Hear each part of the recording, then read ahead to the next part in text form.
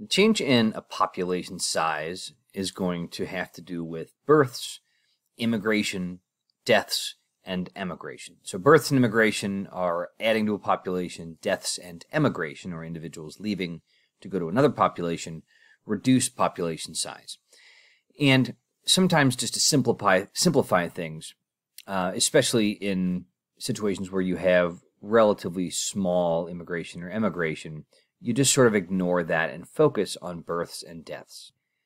So growth rate, or essentially the change or delta of the population size, big N, so the change in population over time, so change in time, delta T, is births minus deaths, right? The number of births minus the number of deaths gives you the population change in a certain amount of time. And capital B and capital D, births and deaths, are the average number of births and deaths per individual during whatever given time interval you're working on, a year, a month, whatever it is. And that is the birth rate, lowercase b, times the total population size, right? Or the mortality rate times the total population size. So one way to express the same equation is to say the change in population size over the course of a particular time interval is birth rate times population size minus death rate times population size. Another way to simplify this is just to look at growth rate, which we call R, small r, and that's just birth rate minus death rate, minus mortality rate, which is why it's M. And so zero population growth would occur when the birth rate and the mortality rate are the same, so R would equal 0. And the change in population over time, right, would be that R, that rate, times the total population size.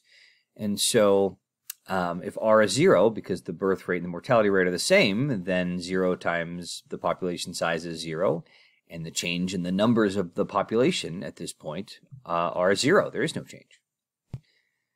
If a population growth rate, R, is positive, and it stays positive for an extended period of time, the raw number of individuals you see increasing in the population is going to go up and up and up and up in a way that we call exponential population growth. And we've been dealing with COVID. You probably have a better understanding of exponential growth these days. So let's say a population doubles. That's big growth. But if you start at 1 individual, and then you get 2, and the third day you get 4, and then the 5th day you get 8, and then 16, and 32, etc., etc. Let's say you end up ultimately with 1 million individuals across a certain number of days. Let's say 50 days. I haven't done the math. That's probably wrong. Probably more like 25 days. So if you get 1 million individuals at 25 days, at what day did you get 500,000 individuals? So half that number. Well, the 24th day, the second to last day, right? You're doubling every single day. And so even though the rate of increase stays the same, the raw number of individuals that you're increasing keeps going up. So here's a graph, number of generations and population size for that instance where we're doubling population, right? Population increases 1. And if you start from 1, it goes relatively slow, right? But eventually it picks up, and population increase in raw numbers goes very, very fast. If you cut that population increase in half, right, 0.5, it starts off slow again, and it takes a little longer for it to heat up, but it's still going to end up going almost straight up eventually, right? This is exponential growth. Exponential growth curves show a J shape, and this can happen sometimes in the wild in rebounding populations that were decimated. So they're well below their traditional population size, and then all of a sudden whatever was keeping them down goes away. So in Kruger National Park in South Africa, hunting of elephants was banned, and you saw J-shaped growth for a while. So here in the early 1900s, there were almost no elephants left, very, very small population size. And elephants have a relatively slow growth rate, right? They do not have a ton of offspring a year. It's a lot like humans. They have slow gestation periods. They can't reproduce until later in life. But eventually, even with a slow growth rate that was consistently positive, with elephants, you saw this J-shaped exponential increase. So we know now that no matter how small your growth rate is, if it's positive, if R is positive consistently, eventually you will hit exponential growth in an idealized scenario where you are in an environment that has unlimited resources for you, essentially, right? That's the situation in which you would maintain that positive R.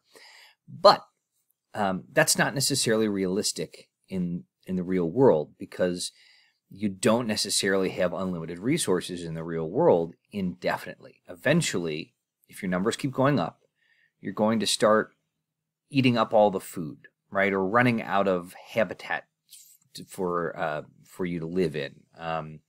You may stimulate a spike in predators or something like that. Eventually, you're going to reach what is called carrying capacity, or K. And carrying capacity, or K, is the maximum population size that an environment can support. Eventually, you're going to hit that ceiling, right? There's just only so much food available. So instead of the exponential growth that we talked about earlier in an idealized scenario, what you really see in the wild is something more like logistic growth, right? Where R, max, or your max growth rate, is going to be multiplied by N, which is multiplied by K minus N over K. So this is the carrying capacity minus your total population size over the carrying capacity. And what that leads to is something that early on looks a lot more like this exponential growth that we just looked at, right? So let's say our growth rate is 1. 1 times N leads to this exponential growth, right? Our R max is 1. That's the maximum growth rate we can have. Still, but if we multiply it in this new equation by carrying capacity minus N over carrying capacity, you get this situation where as you get closer to this carrying capacity K, or 1500 in this scenario, your actual growth rate slows down. So not your maximum growth rate, but your actual growth rate, until it hits 0, right? And then you hit this ceiling at your carrying capacity at 1500.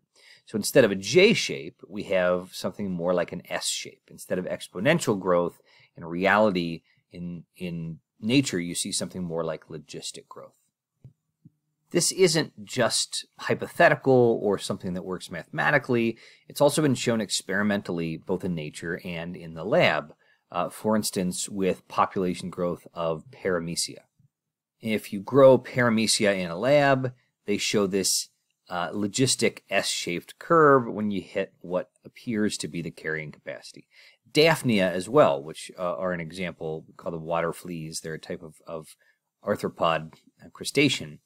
And they even, if you look at the actual data, they kind of overshoot their carrying capacity and then plummet below it. But then they find this dynamic equilibrium right around carrying capacity up here. It's still this more or less S-shaped logistic growth. Sometimes, as we just looked at, you can overshoot K before settling down to something relatively stable. Some populations fluctuate a lot, and it's hard to tell exactly what K is, but they're fluctuating around something we assume is K. Some populations also show what's called an Allee effect, which means that it's more difficult for a population to thrive and have a solid growth rate when the population size is too small. And that could be for a number of reasons. It could be because it's more difficult to find mates. It could be because there's less genetic diversity and there's more genetic drift. And so you may, just by random chance, lose some beneficial alleles and lose fitness as individuals in a population. And we talked about that when we talked about population genetics. But these negative effects that you sometimes see as populations get too small are called Allee effects. And they're very important when we begin to talk about conservation and species that are near extinction. When trying to understand the ecology of an organism, or how it or its populations are going to interact with the world around it, it's important to understand the life history of that particular organism. Meaning, for instance, at what age does it begin reproduction? Does it sexually mature very quickly? Does it take years? How often does it reproduce? Does it reproduce once in its life? Or does it reproduce over and over again?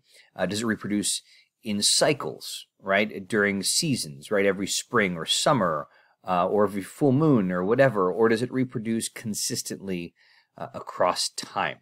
Understanding these things can help you understand how a population of organisms will survive and interact with the environment around them.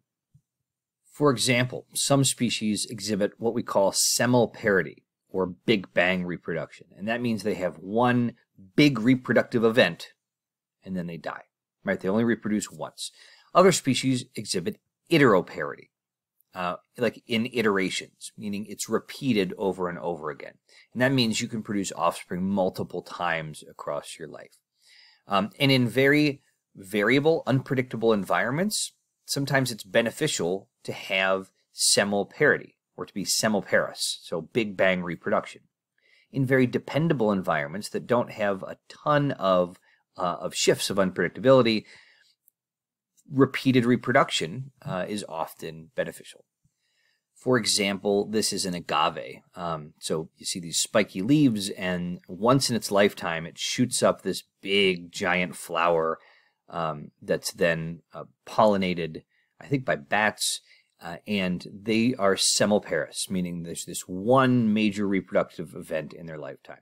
By the way, these are agaves. This is where you get tequila, if that's something you are inclined towards. If you like margaritas, one big semelparous reproductive event. And you may think, well, why don't organisms just have tons of offspring and then do that over and over and over again? Because obviously that means more offspring, more reproduction, which means you are more evolutionarily fit. And the answer is that there are trade-offs, right? You can't just pick everything, right? That provides you more offspring, because sometimes having more offspring up front means you're less likely to have offspring later on. In European kestrels, for instance, there's a trade-off between paternal care and survival with brood size. So in a normal brood size, you have very similar male and female parental care, and just over 50%, the majority of individuals are going to survive, the parents are, to the following winter so that they can have another shot at reproducing, right? Iteroparity. And this is a study that shows when eggs were taken away and they had an artificially reduced brood size, right? They have fewer individuals that they've reproduced that time, right? So that's less successful, but the vast majority of both males and females are going to survive to the next year.